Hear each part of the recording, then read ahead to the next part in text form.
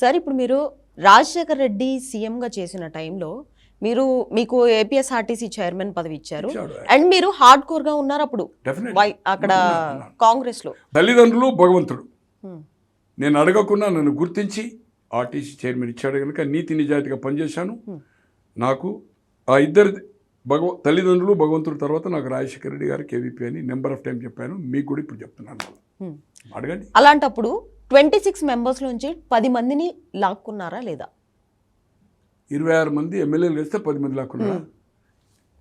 ఈ విధవ చెప్పిండా మీకు, లేకపోతే నా పత్రికలు చదివిందా? 2004 నుంచి 9 వరకు 26లో 10 మంది డిఫర్ అయ్యారు. ఎవరితో? కేసీఆర్తో, టీఆర్ఎస్ నాయకత్వంతో డిఫర్ అయి 2007లో 85లో కౌన్సిల్ రద్దయిందంటే అంటే ఎమ్మెల్సీలు రద్దు చేశాడు రామారావు గారు. తట్టుకోలేక అప్పుడు రోషయ్య గారి దాటిని తట్టుకోలేక క్రిటిసైజం. కాంగ్రెస్ మెజార్టీ ఉండే ఎమ్మెల్సీలు లేరు కదా వాళ్ళకు. అప్పుడు ఏదైతుందో రద్దు చేస్తే 2007లో మళ్ళీ రీఓపెన్ అయింది. అసెంబ్లీ చేసిండు. 89లో చెన్నారెడ్డి గారు చేసిండు. దాన్ని పర్సూ చేయలే.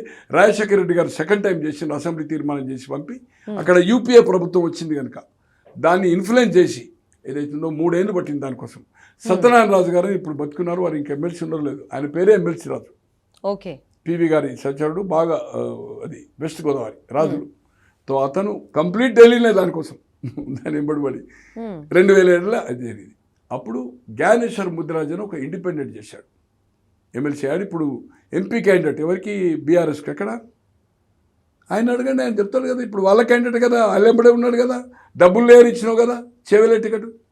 జ్ఞానేశ్వర్ ముద్రాజ్ మొన్నటిదాకా తెలుగుదేశం తెలంగాణ ప్రెసిడెంట్ ఉండే ఎల్ రమణ పోయిన తర్వాత అతను పోటీ చేశాడు ఎమ్మెల్సీగా. అయితే అప్పుడు ఎవ్రీ 2 ఇయర్స్కి ఏదైతుందో టర్ము ఏదైతుందో ఎమ్మెల్సీలు 90 ఉన్నాయి అనుకోండి, 30 వస్తాయి. దాంట్లో గ్రాడ్యుయేట్ కాన్స్టిట్యూన్సీ ఉంటాయి, ఎమ్మెల్సీలు లోకల్ బాడీ ఒక 31 ఉంటాయి, ఎమ్మెల్యేలు 30 ఉంటాయి, ఎమ్మెల్యేస్ ఎన్నుకునే body 31 local body, 9 graduate constituency, nominated 8-9 ఉన్నాయి. అలాగే నా టీచర్స్ 7-8 ఉన్నాయి. మొత్తం కలిపి 9. అవి ఎట్లుంటాయి అంటే ఫస్ట్ ఎలక్ట్ అయినప్పుడు లాటరీ ఉంటుంది. 2 ఏళ్ళు, 4 ఏళ్ళు, 6 ఏళ్ళు. ఈ 6 ఏళ్ళు అయిన తర్వాత ఎవరైనా కదా 2 ఏళ్ళు అయిన వాళ్ళు మళ్ళీ ఎలక్ట్ కావాలి. అయినోడు వాడు 6 ఏళ్ళు ఉంటాడు. ఫస్ట్ టైం అయినప్పుడు అన్నీ ఒకటేసారి అయితే కనుక లాటరీ వేస్తారు. సిస్టమ్ అట్లనే రాజ్యసభ కూడా అంతే, లాటరీ ఉంటుంది అన్నట్టు. ఫస్ట్ టైం అన్ని రాజ్యసభ కంటిన్యూ అవుతుంది అనుకోండి, 6 ఇయర్స్ టర్మ్ ఉంటుంది. మన దగ్గర 18 ఉండే, 6 2 ఇయర్స్కు మళ్ళీ 6 2 years 2 years 6 years term continue అవుతుంది. ఫస్ట్ టైం కనుక కొందరు 2 ఏళ్ళు వచ్చింది, కొందరు 4 ఏళ్ళు వచ్చింది. మళ్ళీ ఎలక్ట్ అయిన వాళ్ళకి హెచ్డి ఆ 6 ఇయర్స్ వాళ్ళు 6 ఇయర్స్ ఉంటుంది. అప్పుడు 10 మంది 30 అంటే ఎంత కావాలి? 294. 10 మంది ఏది ఉంటే ఫస్ట్ కౌంట్లో ఎలక్ట్ అవుతాడు. 9 అయితే కాదు కదమ్మా, 30 × 9 270 అవుతాడు కదా. 10 కావాలనికి ఈ 10 మంది కోటి రూపాయలు తీసుకొని 1 crore. ఇలా ఉపేందర్ రెడ్డి గారు మొన్న పాలేరు నుంచి ఎమ్మెల్యే ఉండే, వారు ఓడిపోయారు. వారు 40 లక్షలు వేయడానికి రెడీ అయినారు. ఒక 2 ఎమ్మెల్యేలకు ఏదైతుందో అడ్వాన్స్ కూడా ఇచ్చాడు. 40 lakhs per head for signature చేసి ఓటేయాలి. కానీ ఈయన 1 కోటి రూపాయలు రెడ్డిస్ ఎక్కువ కనుక దాంట్లో కొంత పార్టీ పెద్దలు నిర్ణయించి జ్ఞానేశ్వర్ ముదిరాజు ఎవరు మనకు కావాలి కనుక అని వాళ్ళను ఫిక్స్ చేశారు. హైకమాండ్ నాయకులు ఎక్కడ ఢిల్లీ నాయకులు. ఈ 10 మంది అప్పటికే రెబల్ అయ్యారు. అంటే వీళ్ళతో డిఫర్ అయ్యారు. దాంట్లో జయప్రకాష్, సంతోష్ రెడ్డి, ముకుందరెడ్డి, తర్వాత మన అక్కడ ఒక సరళ ఉండే వరంగల్ ఆమె. వీళ్ళంతా 10 మంది అవుతుందో, సోయం బాబురావు, కాశీపేట లింగయ్య, వీళ్ళంతా డిఫర్ అయ్యారు. ఈ 10 మంది సంతకం పెట్టారు 2007లో. ఆయన ఎలక్ట్ అయ్యాడు. ఎలక్ట్ అయినాక వీళ్ళని డిస్క్వాలిఫై చేయమని పిటిషన్ ఇచ్చారు. ఎవరు? అప్పుడు నేను అనుకుంటున్న మంత్రివర్గం నుంచి పోయినరు. ఎవరైందంటే leader, floor of the leader Vijayaramarao, Ganpur నుంచి ఎన్నికయ్యాడు. మంత్రి ఉండే ఆయన, 6 మంత్రులు ఆయన ఉండే. ఆయన పిటిషన్ ఇచ్చారు. ఇస్తే 2 monthsకి హియరింగ్ స్టార్ట్ చేసాడు. వీళ్ళ లెక్క 5 ఏళ్ళు పెండింగ్ పెట్టలే.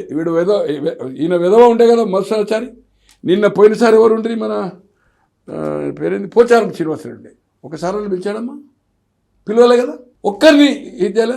ఆయన నేను అనుకుంటున్న 56వ రోజు పిలిచాడు. సురేష్ రెడ్డి గారు ఇప్పుడు ఆ పార్టీలో రాజ్యసభ బీఆర్ఎస్ పార్టీలో. ఆయన ఇంటర్వ్యూ తీసుకోవాలి, మీకు నెంబర్ ఇస్తాను. I should give the number. Interview ఇస్తాడా లేదు. అప్పటి కాలంలో ఎలా డిసిషన్ తీసుకున్నాడు. ఓకే. అట్లా ఒక దాదాపు 16-17 సార్లు హియరింగ్ చేసిండు వాళ్ళందరినీ. టీఆర్ఎస్ ఎమ్మెల్యేల తరఫున రామకృష్ణారెడ్డి గారు అని సీనియర్ అడ్వకేట్, ఆయన ఆర్ఎస్ఎస్ ఇది శాఖ విశ్వ హిందూ పరిస్థితి నెక్కరేసుకుంటారు కదా. తర్వాత అడ్వకేట్ జనరల్ టీఆర్ఎస్ పీరియడ్ లేడు, నా మిత్రుడు విద్యానగర్లో ఉంటాడు. నా మిత్రుడు నాకంటే సీనియర్ అనుకోండి, మిత్రుడు మంచి మిత్రుడు. అతని కొడుకు నా మిత్రుని బిడ్డనిచ్చారు, Gandra Venkateswararao, Telugudesam president, CC bank chairman ఉండే. ఆ పిల్లతల్లి వచ్చి నారాయణ రెడ్డి గారని టీఆర్ఎస్లో ఉండి కాంగ్రెస్లో ఉండి లోకసభకు 60 ఏళ్ళే ఇండిపెండెంట్గా ఎలక్ట్ అయ్యాడు. బోధన నుంచి ఎమ్మెల్యే అయ్యాడు, ఆగ్రో ఇండస్ట్రీ చైర్మన్ ఉండే. పండిత్ నారాయణ రెడ్డి చాలా పెద్ద మనిషి. నళిని అని ఆమె కూతురునిచ్చింది. ఇప్పుడు Nalini is with BJP, Etela Rajender గారితో మన సేల్ అయిపోతుంది. ఆమె నిజామాబాదు, వాళ్ళ అత్తగారు వచ్చి ఒకటే బిడ్డ ఇచ్చారు. ఆయన వీళ్ళ తరఫున టీఆర్ఎస్ తరఫున. కాంగ్రెస్ నుంచి జంధ్యాల శంకర్ ఫేమస్, అసెంబ్లీకి అడ్వైజర్ ఏది లీగల్. అట్లా 2-3 పోస్ట్ పోన్లు కూడా అడిగారు టీఆర్ఎస్ వాళ్ళు. చివరకు రాజీనామా ఇచ్చారు కొందరు, డిస్క్వాలిఫై చేస్తారని 3-4 డిస్క్వాలిఫై అయ్యారు. It is on the record, it is on the record. ఏ రోజు వాళ్ళను రాజశేఖర రెడ్డి గారు గాంధీ భవన్ మెట్లెక్కలేదు, కాంగ్రెస్ లెజిస్లేటివ్ పార్టీలో వాళ్ళు అటెండ్ కాలే. ఆ 10 మంది ఎమ్మెల్యేలు ఏ ఒక్కరు కూడా సిఎల్పి మీటింగ్ అటెండ్ కాలే. ఈ గోద రికార్డ్ హరీష్ అండ్ కేటీఆర్, చంద్రశేఖరరావు, కవిత, సంతోష్, ఇంకెవరన్నా వత్తాసు వాడేటోళ్ళు టీఆర్ఎస్ వాళ్ళు ఉంటే. బీఆర్ఎస్ ఇప్పుడు తయారు, దేనికంటే దానికి తయారు. సిగ్గు లేని వాళ్ళు, మానవత్వం లేని వాళ్ళు. రాజశేఖర రెడ్డి 10 మందిని గుంజుకున్నాడా? రాజశేఖర రెడ్డి ఎక్కడ గుంజుకున్నాడు చెప్పండి? పార్టీలో చేరినట్టు చూపుతారా? మీరు కండువా అనేది మీరు వచ్చింది, చేరడం ఉంటుంది కానీ కండువా అనేది వీళ్ళు చేశారు. గులాబీ కండువా, గొట్టం కండువా. గులాబీ కారు మాయము, సారు కారు పదారంటే ఏమైందో తెలుసు. ఆప్కా సర్కార్ కిసాన్ కహా గయే మహారాష్ట్ర, కహా గయే ఒరిస్సా, కహా గయే గుజరాత్. ఆఫీసులకు తాళమెత్తి కిరాయిలు ఇస్తలేరు. ఢిల్లీలో ఆఫీస్ ఓపెనింగ్ అయిందంటే ఇప్పటి వరకు బంద్. ఇట్లా 2001లో కూడా పెట్టిండు నేషనల్ పార్టీ, ప్రాంతీయ పార్టీలన్నీ కలిసి కొట్లాడతామని. ఏమి లేదు, తాగుడు పండుడు, బ్లాక్ మెయిల్ చేసిండు. వాళ్ళు అధికారం వచ్చి లూట్ మారి చేసిండ్రు, సిస్టమ్స్ను కొలాబ్ చేసిండు. ఎక్కడన్నా ఉందండి ఫోన్ ట్యాపింగ్? సొంత కుటుంబ సభ్యులు చేసిండు. సిగ్గు ఉండాలి, మానం ఉండాలా? ఈరోజు నేను అడుగుతున్నా, ఎక్కడన్నా చూపగలుగుతారా రాజశేఖర రెడ్డి గారు సిఎల్పి మీటింగ్ అటెండ్ అయిన వాళ్ళు?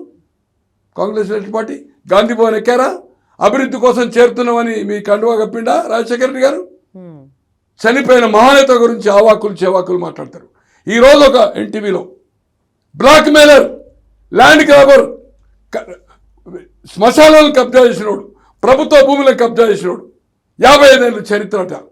జనతా పార్టీలో పోతావు, 3 సార్లు ఓడిపోతావు, పొట్టు పళ్ళు 83లో సికింద్రాబాదు సిట్టింగ్ తీసేసి నీకు ఇస్తే మంత్రిగా ఉండి కేసీఆర్ ఓకే అంటే 89లో గెలిచిన ముఖేష్ను సీట్ ఇస్తే పూర్తాడు. ఆయన ఇండిపెండెంట్ చేస్తే 5 రోజులతో పోతాడు. 22 మంది లోక్సభ గెలిస్తే 96లో ఆత్మచరణ్ రెడ్డి అని ఒక ఎన్ఆర్ఐ రాజకీయ సేవాభావం కోసం ఒక నీతిపరుడు వస్తే అతన్ని టికెట్ ఇవ్వకుండా చేసి అదే భాస్కర్ రెడ్డి గారిని పట్టుకొని నిజామాబాద్ ఎంపీగా చేస్తే సోనియా గాంధీ గారు మొదటిసారిగా ప్రచారానికి వస్తే 1,50,000 ఓడిపోయాడు. 1.5 lakh టీడీపీ గంగారెడ్డి గారు గెలిచారు, ఫాలోడ్ బై ఆత్మచరణ్ రెడ్డి 50,000 తోటి, ఈయన 1,00,000 అంటే 1.5 lakh ఓడిపోయాడు. సిగ్గులేదు మీకు? నేను ఏమంటుండే, నిన్న ఒక ఇంటర్వ్యూ పంపారు నాకు. దొంతు రమేష్ తీసుకున్నాడు, ఇంతకుముందు దీంట్లో ఉండే TV9లో వరంగల్ చేసి వచ్చి ఇప్పుడు ఉండే. నేను ఇంటర్వ్యూ తీసుకుని నేను మై రాజశేఖర రెడ్డికి బులాయా, 7 రాష్ట్రాలు ఇన్ఛార్జ్ వర్కింగ్ కమిటీ. బక్వాస్ you never be a working committee. ఈ 7 రాష్ట్రాలు లేవు, ఉంటే 3 ఉండొచ్చు. అది Jharkhand and Bengal. You are not working committee member, only invitee. అక్కడ ఇన్ఛార్జ్ ఉన్నావు కనుక ఇన్వైటీ, బట్ ఓన్లీ అది బెంగాల్ ఇష్యూ వచ్చినప్పుడే. స్పెషల్ ఇన్వైటీ కాదు. స్పెషల్ ఇన్వైటీ వర్కింగ్ కమిటీ అయిన వాళ్ళు ఏ వర్కింగ్ కమిటీ అయినా ఏ స్టేట్ సబ్జెక్ట్ అయినా కూర్చుంటారు. ఈయన ఇన్ఛార్జ్ కనుక ఆ బెంగాల్ జార్ఖండ్ ఇష్యూ వచ్చినప్పుడే పిలిచేవాళ్ళు. అబద్ధాలతో నేను రాజశేఖర్ని పిలుస్తున్నట్టు నెంబర్ 1 ఉన్నట్ట. పిసిసి చేసిన 23 జిల్లాలకు 30 మార్కాన్. బూతులు పెట్టించడానికి సిగ్గులేదు. బూతుల పైసలు వేలే వాళ్ళకు బూతుల పైసలు కొట్టినావు, ఇవాళ డిపార్ట్మెంట్ పైసలు కొట్టినావు. నా బంధువు లక్ష్మణరావు కూతురిది షాన్బాగ్లో, నా బంధువైన గణపతి కొడుకుది శ్రీనివాస్ పేరు మీద. ఈరోజు ఆ రికార్డు తీస్తే మేము కూడా పెట్టినాం మా కుటుంబ సభ్యులు. ఒక్క బిల్ ఎగ్గొట్టినాక ఎవరైనా చెప్పేది ఉంటే single bill on my family members. నా కోడలు ఉన్నారు, నా తమ్ముడు ఉన్నాడు, నేనున్నాను. సింగిల్ పెట్రోల్ పంపులు లెక్క నడిచినాయి. అప్పుడు ₹1 ఏదైతుందో డిపార్ట్మెంట్ మేము నష్టపోయినాం. అవన్నీ రికార్డు కావాలంటే తీస్తారండి. అటువంటిది ఏదైతుందో రాజశేఖర రెడ్డి గారు మీరు అడిగినట్టుగా నేను ఆవేశంగా మాట్లాడలేదు, ఎప్పుడు ఇలాగనే మాట్లాడతాడు. రాజశేఖర రెడ్డి గారు నెవర్ ఇండైరెక్ట్గా వాళ్ళకు హెల్ప్ చేసిండ్రు తప్పితే బహిరంగంగా వ్యభిచారం వీళ్ళైతే వ్యభిచారం టైప్ చేస్తుండో చేయలేదు. CLP Congress list party meeting attend కాలేదు, గాంధీ భవన్ మెట్లెక్కలేదు, వీళ్ళ భాషలు చెప్పాలంటే టీఆర్ఎస్ భాషలో కండువా కప్పలేదు, మేము అభివృద్ధి కోసం చేరుతున్నామని చెప్పలేదు, మళ్ళీ స్పీకర్ మీద ఒత్తిడి చేయలేదు. 2007 దీని తర్వాత within two months it in the records in assembly వాళ్ళని హియరింగ్ పిలిచారు. కోర్టుకు వెళ్తాం కదా, ఇది కేసు ఫైల్ అయిన ఎఫ్ఐఆర్ అయినా పిలుస్తారు కదా, అట్లా పిలిచారు. పిలిచి డిస్క్వాలిఫై, కొందరు 2 డిస్క్వాలిఫై అయ్యారు, కడుమోలు రాజీనామా చేసిండ్రు. కావాలంటే ఇది రికార్డ్స్లో ఉంది. మీరు సురేష్ రెడ్డి గారు ఇవాళ రాజ్యసభ మెంబర్ బీఆర్ఎస్లో ఉన్నాడు, మీరు తీసుకోండి. లేకపోతే సిగ్గు లేకుండా ఈరోజు హరీష్ నువ్వు అడుగు, పాపారావు నువ్వు తీసుకెళ్ళి కాంగ్రెస్లో గెలిచిండండి, ఆయన ఓడగొట్టి ఆయన గుంజుకపోయిందట. ఎవడు గుంజుకపోయిందా? పాపారావు 2004లో ఓడిపోయినా. సిగ్గు లజ్జ ఉందా నీకు? This is the real story. అంటే నాకు ఇటువంటి అబద్ధాలు మాట్లాడి చరిత్ర తేలకుండా ఈ ఇష్యూ ఇప్పుడైతే ఎపిసోడ్ చెప్పినో సురేష్ రెడ్డి గారిది, ఐ నెవర్ అంటే ఎవరు దాన్ని చెప్పలేదు. అది కఠోర నిజము. ఇప్పటికి ఆ స్టోరీ వస్తుంది కనుక రాజశేఖర రెడ్డి చేసిండు అని అంటుండు కనుక అందుకోసం ఇది చెప్పవలసి వచ్చింది. ఒక మహానేత డెఫినెట్లీ నేను ఒప్పుకుంటాను. వాళ్ళు వచ్చిండ్రు, వాళ్ళ పనులకు వచ్చిండ్రు, డిఫర్ కమ్మని చెప్పవచ్చు. ఆయన 1 to 1లో మీరు బయటికి రండి, బయట ఉండండి, మీరు ఏదో పని చేస్తా, బట్ ఆయనకు అటాచ్ ఉండడానికి చెప్పొచ్చు, ఆ పని జరగవచ్చు. అది కూడా నేను ఖచ్చితంగా చెప్పలేను, బట్ జరిగి ఉండొచ్చు. కానీ the never joint this is the real story.